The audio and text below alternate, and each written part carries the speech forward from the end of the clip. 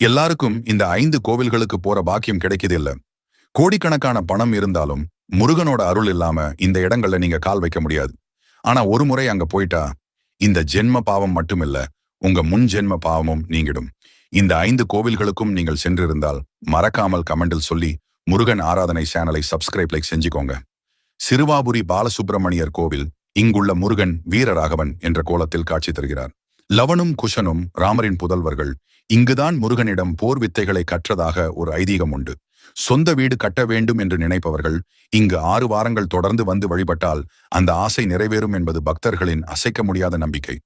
வல்லக்கோட்டை முருகன் கோவில் இந்தியாவில் உள்ள முருகன் சிலைகளிலேயே இதுவே மிக உயரமான நின்ற கோல சிலை.